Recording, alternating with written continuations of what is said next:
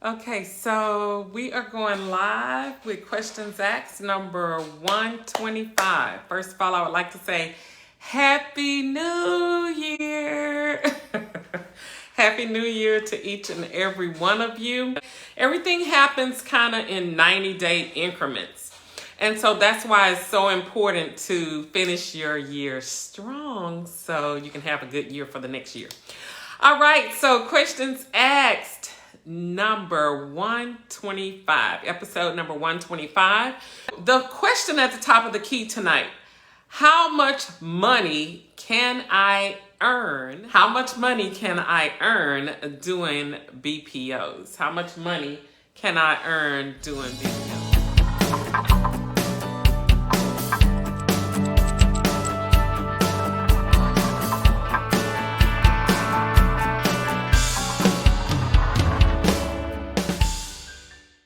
For those of you who are new to the page, go ahead and like the page.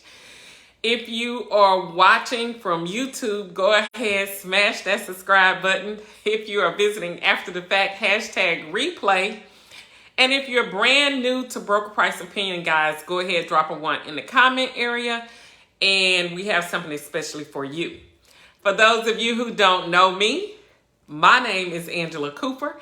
I am a real estate broker and a business coach. I help real estate agents increase their income while waiting on buyers and sellers to close. This is one of the platforms that we use to help you guys increase your income. All right. So how much money can I earn doing BPOs? So that all depends on what your goals are. That's why it's important to have your goals in front of you. I saw someone today having a vision board party. Okay, that's very important. Knowing your goals is going to determine how much money you can make with BPOs. Okay, so at the very least, you can make anywhere from $30 an hour to $300 an hour. I'm sorry, not $300 an hour. You can make $30, forgive me, scratch that. $30 an hour up to $300 a day. How about that? That's what I meant to say. Because each BPO runs anywhere from $30 to $40 for an exterior BPO. That's the minimum, okay, the very minimum. Now, how fast you work is going to determine how much money you can earn doing BPOs. How many $30 BPOs can you take a day? If the answer is 2, then you make $60 a day. If the answer is 10 and they're $30 per BPO, then you can make $300 a day. You see? So it just depends on how fast you can complete your BPOs and how many you can take a day. Like for myself, I typically stay at about 10 to 15 a day. Okay. But then I also graduate to the BPO. I get it today. I accept it today. But remember, it's not due for 24 to 48 hours. So every time I get rid of 2, I accept 2 more. So I keep a rolling total of about 10 to 15 BPOs a day. So even if you earn $300 a week, say you earn $400. I like to use the $40 BPO because that's really about the going price for an exterior BPO is $40, okay, to start. I don't do too many BPOs that are under $40 for an exterior, and those are going to be very close range to where my base is, okay? So say, for example, even if you just did 10 a week, that's 2 BPOs a day, okay? 10 a week, 2 a day for 5 days is 10 a week. That's $400. If you did $400 a week for 4 weeks, that's $1,600 a month, okay? You know, some people mortgage is $1,600. You can literally pay a mortgage doing 10 BPOs a week, you see? So it's How much you can earn doing BPOs is going to depend on how much volume you can take a day. Totally. Seriously. Everybody is different. Okay. Some people earn, $500 a month. Some people earn 1,000, 2,000, 4,000, 5,000 a month. Okay. Based on how much volume you can take. But at the very bare minimum, you want to be earning about $30 to $40 an hour or per BPO. It shouldn't take you more than an hour to do your BPO. If you're taking more than an hour to do your BPO, get yourself signed up with BPO Mastery. Okay, BPOmastery.com. All right, y'all got that? How much money can I earn doing BPOs? It all depends on your speed and how many BPOs you can do per day. All right, question number 2. Should I get my own insurance or should I just use my broker's insurance? Should I get my own insurance or should I just use my broker's insurance? Okay, so I get that question quite often when I have new people to the group or I have new people enrolled in the course. Right now we have both because we've been running a special probably since Black Friday. Okay. Hi, Miss Lenore. All right. So it depends on the relationship you have with your broker. I always suggest that if you're going to be doing BPOs independently, that in other words, you're not going to be doing them through your broker, but you're going to be doing them for an outside third-party company, then you should get I would suggest, you can do whatever you like. This is just what I do. I get my own insurance, okay? I get my own insurance. I am a broker, but even when I was working for a broker, I used my own insurance. I've never depended on anybody else's insurance to cover my broker price opinions. And you can do that independently. You don't even have to ask your broker about the insurance. You can just get that on your own.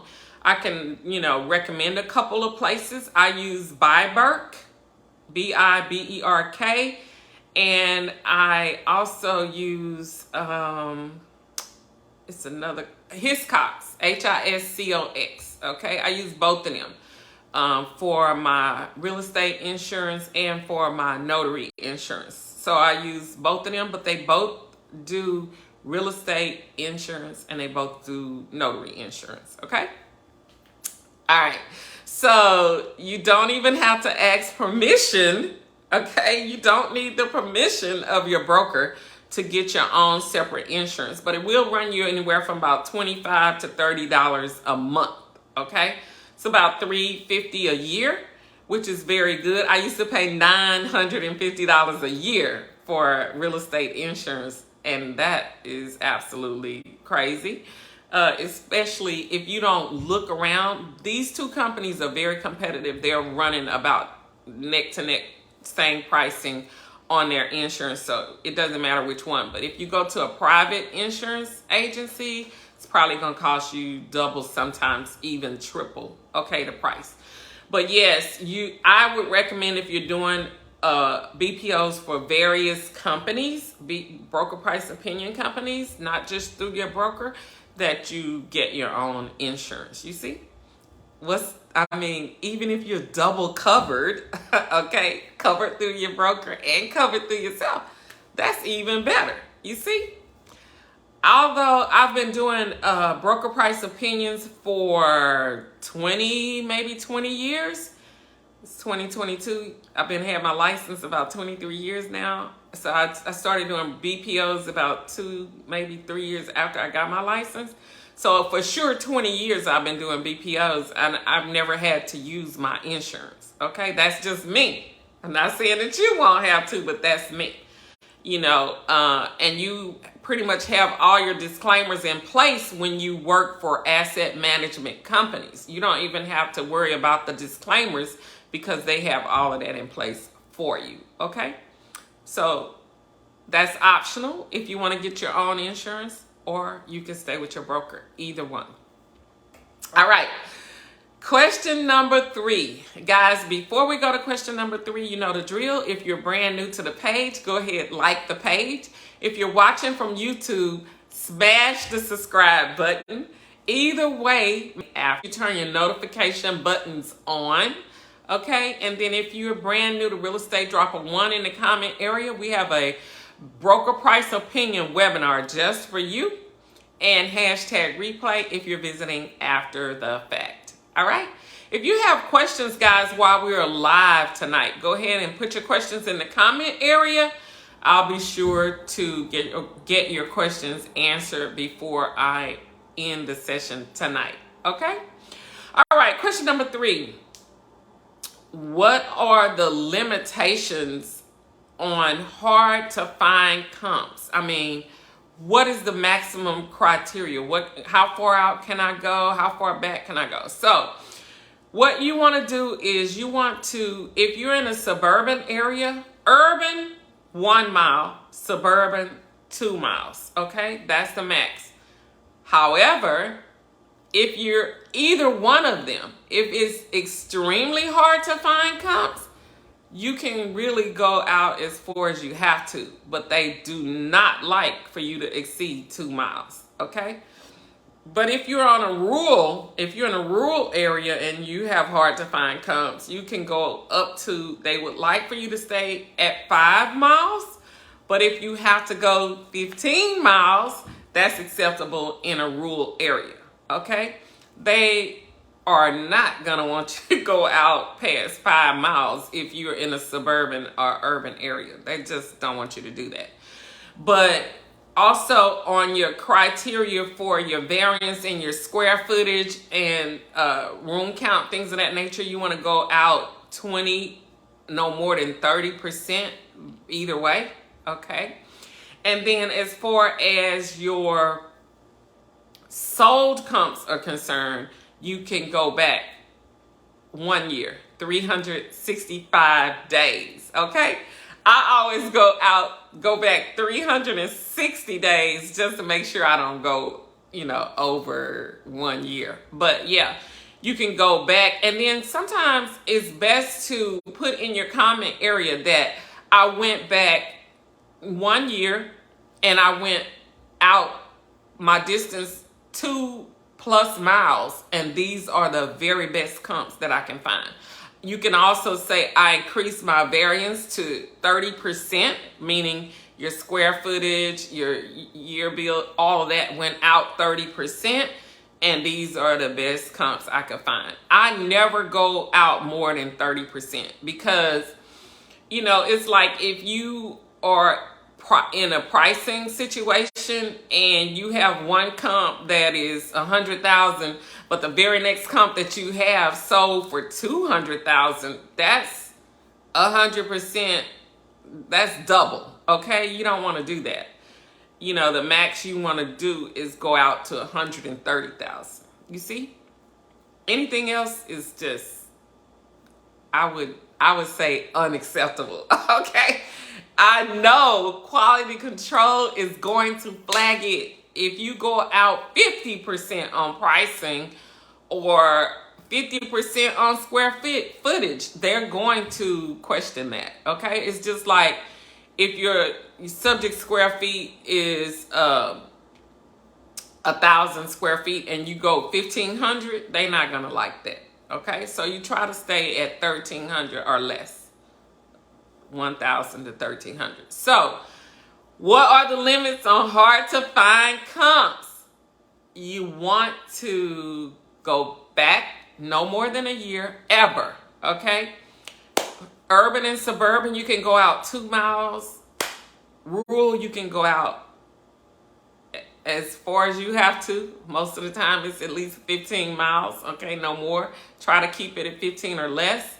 But of course you want to keep, when you're going out rural, you want to pick the ones that are closest, 3 miles, 2 miles, 4 miles, 5 miles, you see? Because ultimately they like the 5 mile bracket. And then keep your variance no more than 30%, okay? The ultimate variance is 20%. That is the sweet spot for everybody. But if you have to stretch it Try not to go over 30%. You see? All right. Any questions on that? I know a lot of people, they kind of get confused when it's hard to find comps. As far as the amenities are concerned, like you might have a waterfront property and you cannot find another waterfront property. Yeah, it's best to just go on out, 5 miles if you have to try to find that beachfront or waterfront property, because that is an instance where you really want to try to make a match. But get this, you only have to have one comp on each side to match your waterfront property. But if it's like a lakefront, like a private lake or something like that, you can use a bayou, you can use a riverfront, any kind of waterfront can match that. You see?